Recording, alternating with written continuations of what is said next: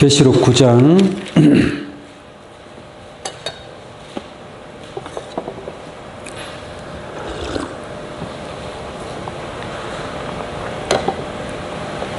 계시록 9장 1절부터 봉독합니다.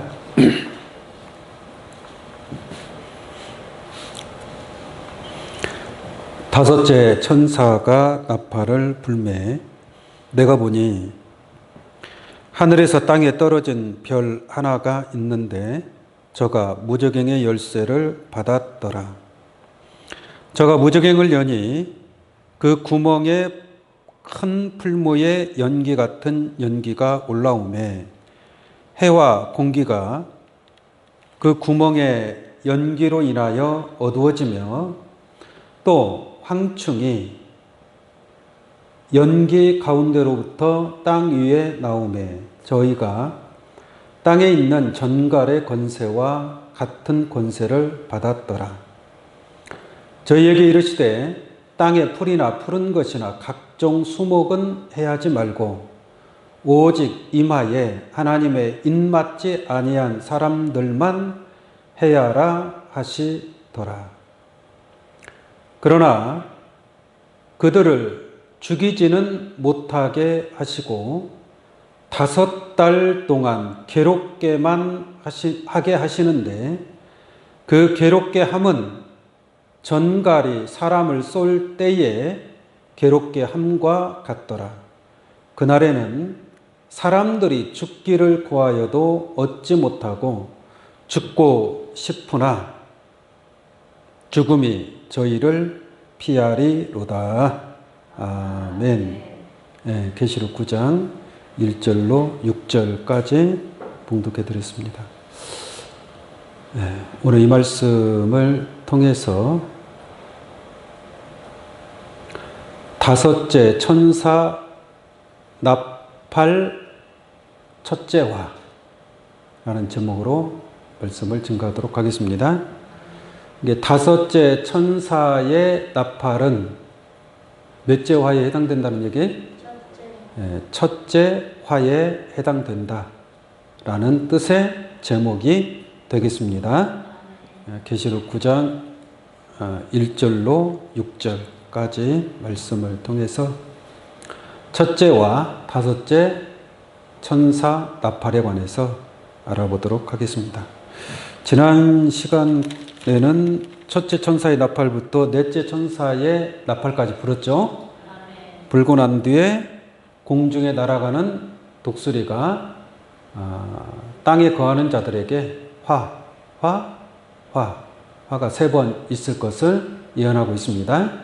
이 세 화는 곧 무엇이냐? 다섯째 천사의 나팔, 여섯째 천사의 나팔, 일곱째 천사의 불나팔이기 때문에 첫째와 둘째와 셋째 화가 있을 것을 공중에 날아가는 독수리가 예언하고 있음을 알 수가 있습니다. 넷째 천사의 나팔 불고 난 뒤에 이제 몇째 천사 나팔 불어야 돼? 다섯째 천사가 나팔을 불게 됩니다. 다섯 천사가 나팔을 불게 되면 어떠한 일이 있을 것인가 한번 보도록 하겠습니다. 계시록 9장 1절입니다. 다섯째 천사가 나팔을 불매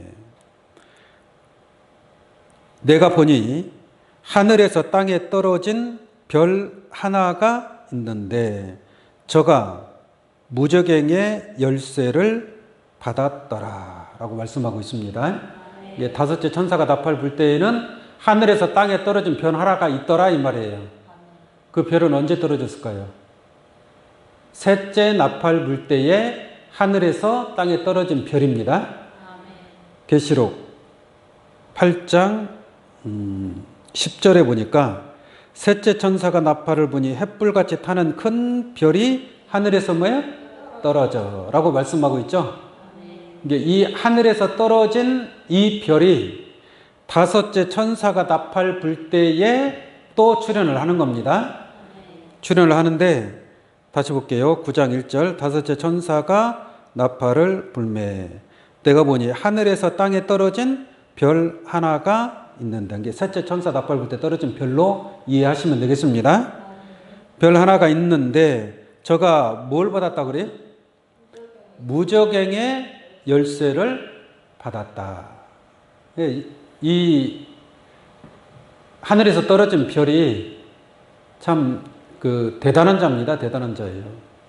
왜냐하면 하늘에서 떨어질 때는 햇불같이 타는 큰 별이라고 했습니다. 햇불같이 타는 큰 별이니까 누구나 다 알 수 있는 별이라고 그랬죠. 아주 유명한, 하늘에서 유명한 그런 햇불같이 타는 큰 별. 이 큰 별이 다섯째 천사가 나팔 불 때에는 무저갱의 열쇠를 받았더라라고 했습니다. 무저갱의 열쇠를 가지고 있으니까 그 열쇠로 무저갱을 열 수 있는, 자기 마음대로 열쇠를 가지고 있다라는 것은 열 수 있다는 뜻이죠. 무저갱의 문을 열 수도 있고 닫을 수도 있다라는 뜻입니다. 이 별이. 그럼 이 무저갱의 열쇠를 가지고 무저갱을 열어요. 한번 보겠습니다. 여는 내용을. 저가 무저갱을 여니 그 구멍에서 큰 풀무에 연기 같은 연기가 올라오매 해와 공기가 그 구멍의 연기로 인하여 어두워지며 라고 말씀하고 있죠. 무저갱을 여니까 무저갱에서 뭐가 올라온다고요? 큰 풀무불의 연기가 올라온단 말이에요. 이게 작은 연기, 조그마한 연기가 아니고 엄청나게 큰 풀무의 연기 같은, 풀무가 쇠를 녹이는 불입니다. 쇠기를 녹이는 불. 그러한 쇠를 녹이는 그 불에서 연기가 올라온다는 얘기죠. 그 연기가 얼마나 어두운 연기이면 해가 어두워지고, 뭐가 어두워지고? 해가 어두워지고. 그러나 실상에 저 해가 어두워지지는 않겠죠. 육신적인 저 태양의 빛은 어두워지지 않습니다. 이 해가 어두워진다는 것은 그만한 해와 같은 하늘의 빛이 가리워진다라는 얘기예요. 하늘의 빛이 가리워지고 공기가 그 구멍의 연기로 인하여 어두워진다. 공기도 다 그 풀무의 연기로 말미암아 오염이 된다는 얘기예요. 오염이. 그리고 무저갱에서 또 뭐가 나오느냐? 3절까지 보겠습니다. 3절까지. 황충이 연기 가운데로부터 땅 위에 나오매 저희가 땅에 있는 전갈의 권세와 같은 권세를 받았더라 라고 말씀하고 있습니다. 그러니까 하늘에서 땅에 떨어진 별이 무저갱을 열죠. 무저갱을 딱 열어놓으니까 무저갱에서 뭐가 나와요? 연기가 나온단 말이에요. 연기. 근데 그 연기로 인해서 연기가 워낙 가득 차버리면은 하늘에 보여요, 안 보여요? 빛이 보이지가 않죠. 밝은 대낮에도 연기가 꽉 차버리면은 빛이 보이지가 않습니다. 그러한 엄청난 연기가 무저갱에서 올라오는 거예요. 그 연기가 올라오고 또 그 연기 속에서 뭐가 나와요? 황충이 나온단 말이에요. 황충이. 이 황충은 메뚜기란 말이죠. 메뚜기. 근데 이러한 무저갱에서 진짜 메뚜기가 그 벌레, 곤충들이 올라올까요? 비유로 하신 말씀이죠. 이게 무저갱이라는 것도 실상의 어떤 갱도를 얘기하는 게 아니겠죠. 그것도 비유적으로 하는 얘기고, 연기가 올라온다는 것도 비유고, 황충도 비유고, 전갈의 권세도 비유로 기록된 말씀인 줄로 믿습니다. 근데 이 비유로 기록된 말씀을 우리는 하나님의 뜻대로 우리가 실체를 깨닫는 그러한 시간이 되기를 원합니다. 자, 무저갱에서 이 연기가 올라온다. 이 연기는 어두운 연기입니다. 어두운 연기, 풀무불의 연기이기 때문에 비유로 말하자면 무저갱이라는 것이 없을 무자 낮을 저자거든요. 바닥이 없는 깊음을 무저갱이라고 표현합니다. 이게 무저갱은 빛이 있을까요? 없을까요? 무저갱에는 빛이 1도 없는 그냥 칠흑 같은 어두운 공간을 무저갱이라고 얘기하는 거예요. 이게 무저갱이 한번 빠지면 그 무저갱의 바닥이 없기 때문에 한없이 어두움으로 빠져들어간다는 뜻입니다. 한없이 깊고 깊은 어두움을 무저갱으로 표현할 수 있어요. 이게 그 무저갱 속에서 황충이 나오잖아요. 전부 다 사람을 가리켜서 하는 말입니다. 이제 어두움 속에 있는 빛이라고는 1도 없는 그러한 어두움. 창세기 1장 2절 말씀에 보면은 흑암이 깊음 위에 있다. 그게 어둠이 깊다는 얘기잖아요. 그걸 무저갱이라고 하는 거예요. 무저갱. 같은 말입니다. 그러니까 무저갱에는 빛이 없는 곳이에요. 또는 무덤이라고도 얘기하죠. 무덤. 무덤 속에도 빛이 있어요, 없어요? 캄캄한 어둠일 것 아니겠습니까? 이게 영적으로 그와 같이 빛이 없는 칠흑 같은 어두움, 깊고 깊은 어두움을 무저갱으로 표현하고 있다라는 것을 깨우침 받기를 바랍니다. 그럼 그 어둠 속에 있는 자들은 하나님의 자녀로 성장하겠어요? 사단의 자녀로 성장하겠어요? 사단의 자녀로 성장하겠죠. 그러니까 영적 어둠의 근원지가 무저갱이다. 에? 영적 어둠의 근원지가 무저갱이다. 그러니까 무저갱에서 황충이 황충은 짐승입니다. 짐승. 7머리 10뿔 짐승도 어디서 올라올까요? 무저갱에서 올라옵니다. 그러니까 무저갱은 어둠에 속한 짐승들을 만들어내는 어두움의 영적 근원지가 바로 무저갱.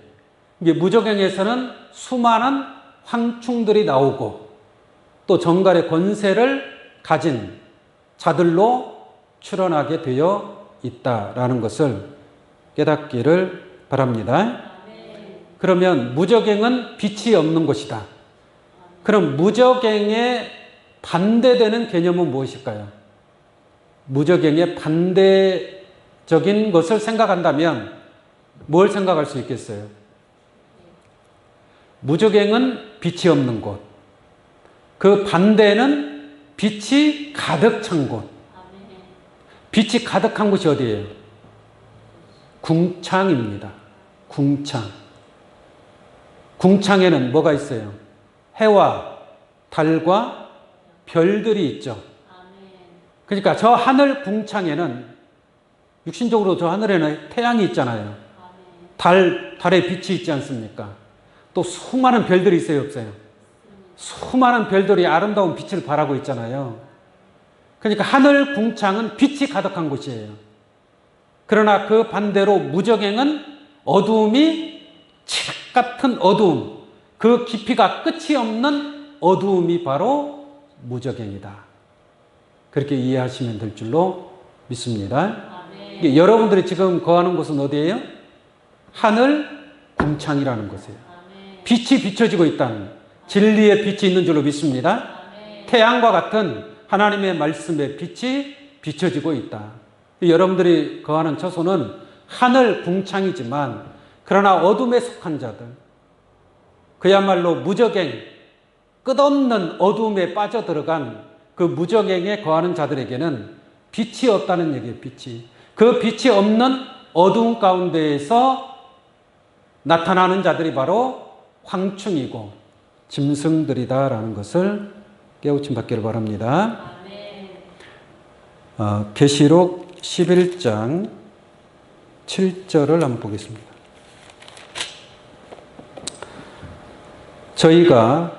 저희는 누구냐? 두 증인을 얘기하는 겁니다.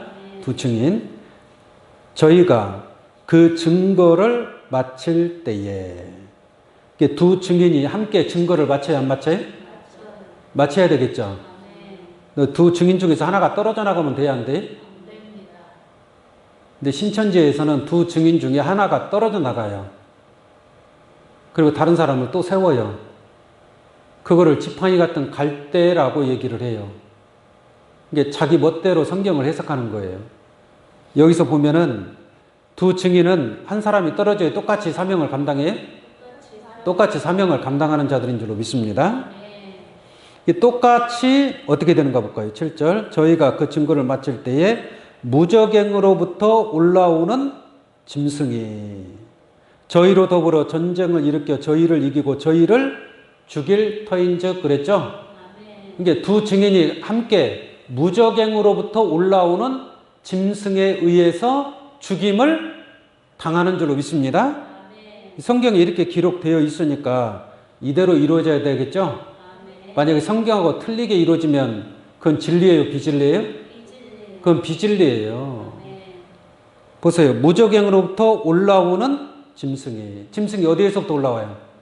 무적행으로부터 올라온단 말이에요. 그러니까 이들은 어두움에 속한 자들이란 말이에요.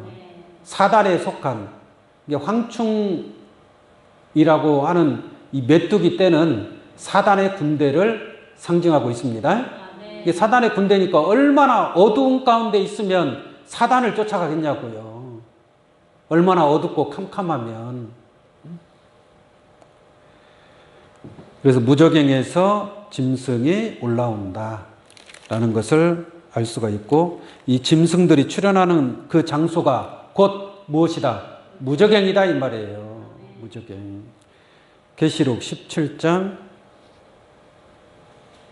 7절부터 보겠습니다. 계시록 17장 7절. 천사가 이르되 왜 기이 여기느냐? 내가 여자와 그의 탐바 7머리와 10뿔 가진 짐승의 비밀을 네게 이르라. 네가 본 짐승은 전에 있었다가 시방 없으나 장차 어디로부터 나온다 그래요? 무적행으로부터 올라와 멸망으로 들어갈 자니라고 말씀하고 있습니다. 이게 짐승들이 태어나서 성장하는 곳이 곧 무적행이라는 얘기예요. 무적행이라는 것을 이해할 수가 있겠습니다. 자, 계시록 다시 본 말씀 보겠습니다.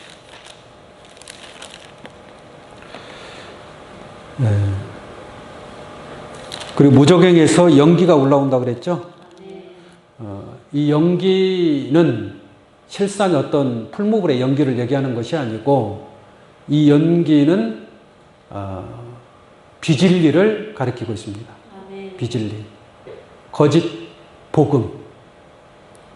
거짓 복음으로 인해서 진짜 하나님이 보이지 않게, 해가 보이지 않도록 해를 가리우는 그러한 역할을 하는 것이 비진리의 연기라고 말씀드릴 수 있겠습니다. 앞에 연기가 꽉 차면 보여요, 안 보여요? 보이지가 않잖아요. 그런 것처럼 영적으로 연기가 꽉 차버리면 진리가 보이지 않는 겁니다. 그래서 오늘날 수많은 비진리의 말씀들 때문에 진짜 진리가 많이 가려워졌죠? 그 연기 때문에 진리를 보지 못하고 있다는 겁니다. 그런 비진리 가운데에서 누가 나오느냐? 황충이 출현하게 되는 겁니다. 3절 보겠습니다. 계시록 9장 3절. 또 황충이 연기 가운데로부터 땅 위에 나오매. 연기 가운데로부터 땅 위에 나온다. 이 비진리 속에서 황충이 출현하게 되어 있다는 얘기입니다. 진리 가운데서 황충이 나와요? 빛 가운데서 황충이 나올 수 있어요? 어두움 가운데. 비진리의 그 무지함과 그 거짓 교리에 혼탁한 그 어두움 속에서 나오는 것이 곧 황충, 메뚜기 떼입니다. 메뚜기 떼. 황충이 메뚜기를 황충이라고 얘기합니다. 메뚜기과의 한 종류입니다. 황충이. 이게 메뚜기 떼로 생각하시면 되겠어요. 메뚜기는 한두 마리예요? 수없이 많아요? 이 황충이라고 표현하는 것은 떼거지로 그 숫자가 많다는 것을 지금 표현하는 거예요. 이게 어둠 속에서 나타난 이 짐승들의 수가 많아요, 적어요? 많은 것을 표현하기 위해서 황충이라고 얘기한다니까요. 그리고 황충이 풀이나 푸른 것이나 열매들을 다 갉아먹어버리죠. 메뚜기 떼가 한번 앉았다가 좀 있으면 싹 사라져버려요. 농산물이 싹 없어져 버려요. 어떻게 삽니까? 이 영적인 황충, 사단의 군대를 가리켜서 황충이다라고 표현하고 있습니다. 다시 보겠습니다. 또 황충이 연기 가운데로부터 땅 위에 나오매 저희가 땅에 있는 전갈의 권세와 같은 권세를 받았더라. 이 황충이 무슨 권세를 또 가지고 있어요? 전갈이 누군가와 싸우고 누군가하고 전쟁이 일어날 때에는 전갈의 권세를 가지고 싸우는 거예요. 황충이.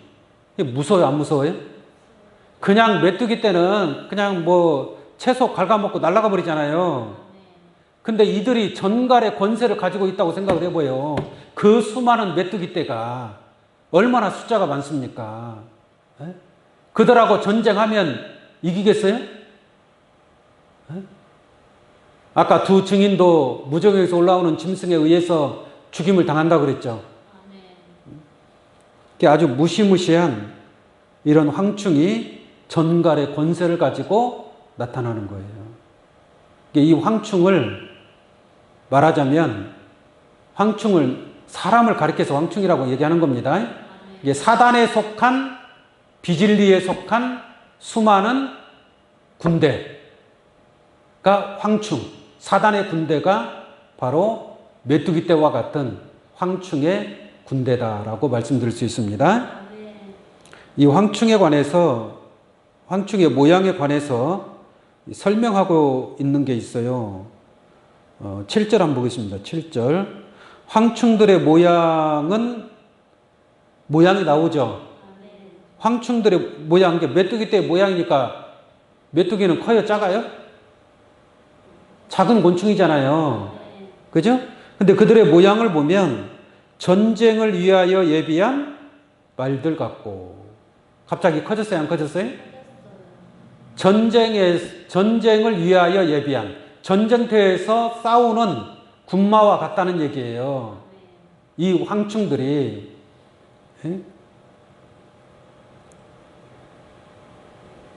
그 다음에 이렇게 쭉 나오는데 이건 다음에 말씀을 드리도록 하고, 다시 3절을 보겠습니다. 계시록 9장 3절. 또 황충이 연기 가운데로부터 땅 위에 나오매. 이게 이 연기는 어둠의 연기라고 그랬죠. 그 어둠의 연기를 마시고 그 어두운 무저갱 속에서 만들어진 이 황충의 군대가 출현을 한다 이 말이에요. 그러니까 이 황충의 군대는 하나님의 군대가 아니라 사단의 군대인 줄로 믿습니다. 하나님의 군대는 백마 군대라고 얘기해요. 근데 백마 군대는 무저갱 속에서 나타나요? 하늘에 거하는 자들이에요? 하늘에 거하는 자들이죠. 하늘의 백마 군대잖아요. 백마 군대. 그러니까 하나님의 군대는 백마 군대. 그러나 사단의 군대는 무슨 군대예요? 황충. 메뚜기 떼의 군대란 말이에요. 메뚜기 떼의 군대. 그러니까 이 사단의 군대는 곧 어둠의 연기 가운데로부터 땅 위에 올라오는 자들이고, 저들은 전갈의 권세와 같은 권세를 가진 자들인 줄로 믿습니다. 에레미야 51장 14절 한번 보겠습니다. 이사야, 에레미야 51장 14절. 만군의 여호와께서 자기로 맹세하시되 내가 진실로 사람을 무엇같이? 황충같이. 하나님께서 내가 진실로 사람을 무엇같이요? 황충같이 네게 가득히 하리니 그들이 너를 향하여 소리를 높이리라 하시도다라고 말씀하고 있죠. 그러니까 황충은 사람 황충인 줄로 믿습니다. 이게 사단에 속한 사람들, 어둠 속에서 만들어진 사단의 군대라는 것을 말씀을 드립니다. 이 황충은 이 사단의 군대가 숫자가 많아요. 숫자가 메뚜기 떼와 같이 수많은 메뚜기, 하늘을 다 덮을 정도로 그 수많은 메뚜기 떼가 숫자로 헤아릴 수도 없을 정도로 수많은 그러한 메뚜기 떼가 있습니다. 그것이 곧 사단의 군대라고 얘기하는 거예요. 사단의 군대. 이게 영적으로 무적행, 칠흑 같은 어둠 속에서 비진리의 말씀을 듣고 거짓 교리의 말씀을 듣고 자의적으로 해석한 그러한 말씀을 듣고 따라가는 자들, 그러한 자들이 바로 영적으로 사단에 속한 메뚜기 떼와 같이 많은 황충의 군대들이다. 사단의 군대다라고 말씀드릴 수 있겠습니다.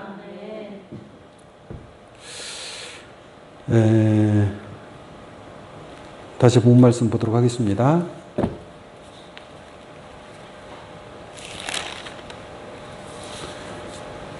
4절입니다. 4절.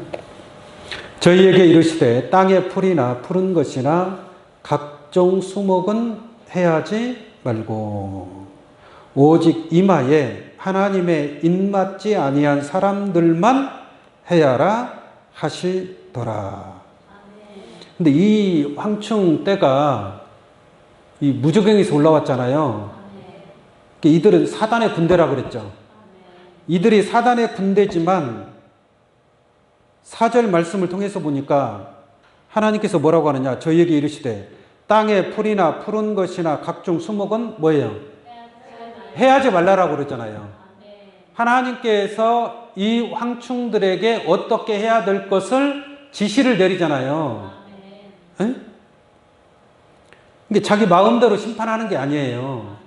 자기 마음대로 심판하는 게 아니고 풀이나 푸른 것이나 각종 수목은 해하지 말고 오직 이마에 하나님의 입맞지 아니한 사람들만 해하라 이거예요. 그럼 입맞은 사람들은 해할 수 있어요? 없어요? 입맞은 사람들은 해할 수 없습니다. 그러니까 이 황충의 군대도 하나님께서 원하는 대로 하나님의 주관 아래에 있다는 얘기예요. 그러니까 다섯째 천사가 나팔 불 때의 심판을 누구를 통해서 심판을 하는 거예요? 황충, 메뚜기, 전갈의 권세를 가진 자들로 하여금 이 다섯째 천사가 나팔 불 때에 하나님께서 이 황충들을 심판의 도구로 사용하고 있음을 알 수가 있습니다. 심판의 도구로 사용하는 것을 어떻게 할 수 있느냐? 다른 것은 해하지 말고 오직 하나님의 인맞지 아니한 사람들, 인맞지 아니한 사람들만 해야라 이 말이에요. 그러면 인맞은 자하고 인맞지 아니한 자하고 구분이 돼야 돼요, 안 돼야 돼요? 구분이 돼야 되겠죠. 인맞지 아니한 자들만 해야 하는 거니까 인맞은 자들은 해야 할 수 없잖아요. 그럼 다섯 천사가 나팔 불기 전에 인맞은 자들이 먼저 나타나야 되겠죠. 만약에 인도 하나도 안 쳤어요. 다섯째 나팔 불 때까지도 인친 적이 없어. 인맞은 사람이 없어요.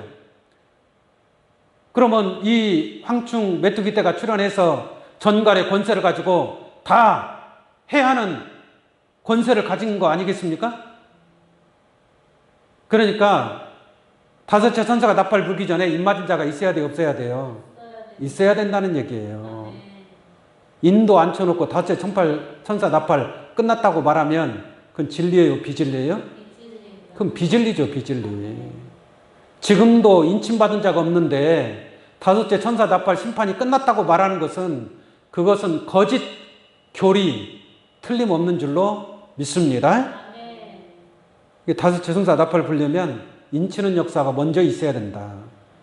보세요. 정확하게 기록되어 있잖아요. 오직 이마에 하나님의 인맞지 아니한 사람들만. 그러면 인맞지 아니한 사람들이 누군가 구분이 돼야 된단 말이에요. 구분이 돼야 인맞지 아니한 사람들만 해야 할 거 아니겠습니까? 해야라 하시더라. 그 다음 5절 보겠습니다. 그러나 그들을 죽이지는 못하게 하시고. 죽일 수 있는 권세는 있어요, 없어요? 그건 없어요. 그건 없어요. 그냥 하나님의 입맞지 아니한 사람들만 해하게 하는 거예요. 고통만 주는 거예요, 고통만. 예? 고통만. 막 죽고 싶은 그런 고통을 주는 게 바로 이 다섯째 천사가 나팔 불 때 이루어지는 황충들에 의해서 5개월 환란이 이루어지는 거예요. 5개월 환란이. 5절 보겠습니다. 그러나 그들을 죽이지는 못하게 하시고 5달 동안 괴롭게만 하게 하시는데. 그러면 다섯째 천사가 나팔 이미 불어버렸다면 나는 맞았다고 말할 수 없잖아요. 오늘날 입맞이 않은 사람이 다 대부분 아니에요? 그렇잖아요. 그럼 그 사람들이 5개월 환란을 받은 적이 있어요? 5개월 환란을 받은 적이 없잖아요. 어느 누가 있어요? 5개월 환란 받은 사람들이. 아무도 없어요. 이게 다섯째 천사 나팔 심판이 끝났다라고 얘기하는 것은 그것은 거짓말이다 라는 것을 분명하게 성경을 통해서 확인할 수 있는 줄로 믿습니다. 성경을 통해서 참과 거짓을 분별할 수 있는 것 아니겠습니까? 그래서 5달 동안 괴롭게만 하게 하시는데 그 괴롭게 함은 전갈이 사람을 쏠 때에 괴롭게 함과 같더라. 얼마나 괴로운지 그 괴로움을 표현하기를 전갈이 사람을 쏠 때에 괴롭게 함과 뭐요? 같더라. 전갈한테 쏘이면 괴롭겠어요? 안 괴롭겠어요? 그 독사 있잖아요. 독사. 아주 맹독을 가진 독사한테 한번 물리면 어떻게 돼요? 괴로워하다가 죽을 수 있겠죠. 그죠? 괴로워하다가 죽을 수 있겠죠. 너무 괴로우면, 사람이 너무 괴로우면 죽고 싶은 마음이 있을 거 아니에요. 그것도 5개월 환란인데, 5개월 환란. 근데 죽음의 자유가 없습니다. 이때는 지금은 너무 괴로우면 자기가 스스로 생을 마감할 수 있어요. 근데 이때 5개월 환란 때에는 자기가 죽고 싶어도 죽을 수 있어요? 없어요? 없어요. 없어요. 그런 환란이 있게 됩니다. 자, 6절 보겠습니다. 그날에는 사람들이 죽기를 구하여도 뭐예요? 얻지 못하고 죽기를 구하여도 죽을 수가 없다라는 얘기입니다. 지금은 죽음의 자유가 있잖아요. 그러나 이 5개월 환란 때에는 죽음의 자유도 없습니다. 죽기를 구하여도 얻지 못하고 죽고 싶으나 죽음이 저희를 뭐예요? 피하리로다. 이런 죽고 싶어. 너무 괴로우니까. 그 괴로움을 안 받으려면 어떻게 해야 돼요? 그 괴로움을 안 받으려면 어떻게 해야 돼요?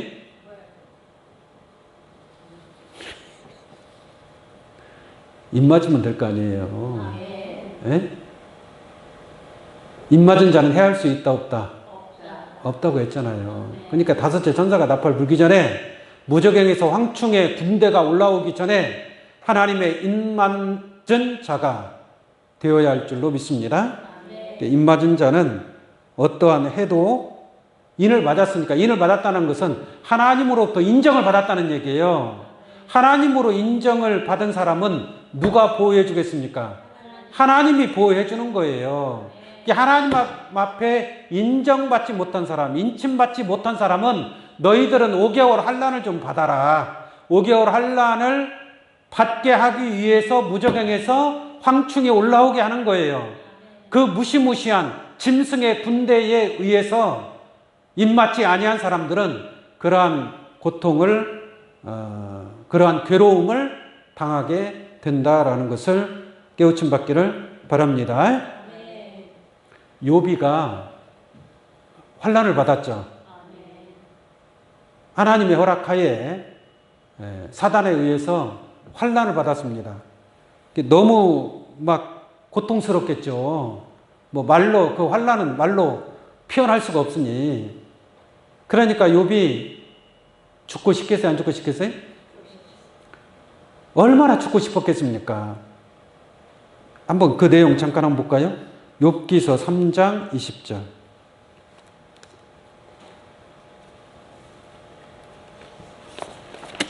욥기서 3장 20절을 한번 보겠습니다.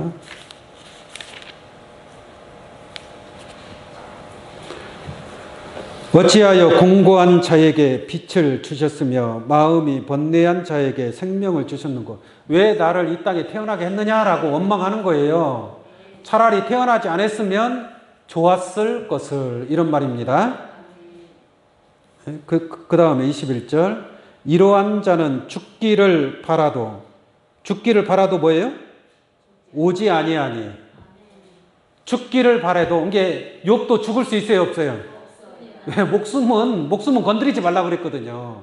다른 거는 다 해도 목숨만큼은 건드리지 말라. 그러니까 욥이 죽고 싶어도 죽을 수 없는 거예요. 응? 죽기를 바라도 오지 아니하니 그것을 구하기를 땅을 파고 숨긴 보배를 찾음보다 더하다가. 땅을 파다가 보화를 발견했어요. 기뻐요, 안 기뻐요? 그거보다 더 기쁠 때가 뭐가 있을까요? 그렇잖아요. 근데 욥은 땅을 파서 보화를 찾는 것보다 더 기쁜 것이 뭐냐? 자기 무덤을 찾았을 때, 죽음에 이르게 됐을 때, 그게 더 기쁘다라고 표현하는 게, 욥의 괴로움은 뭐 말로 다 표현할 수 없는 거죠. 그게 뭐라? 바로 5개월 환난이다라는 것을 깨우침 받기를 바랍니다. 22절 볼까요? 무덤을 찾아 얻으면 뭐예요? 심히 기뻐하고 즐거워하나니. 욥이 얼마나 고통스러웠으면 이렇게 표현을 했겠습니까?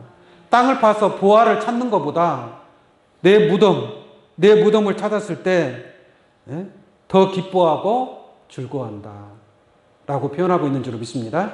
이게 이 5개월 환난 때에 그렇게 사람들이 죽고 싶어요.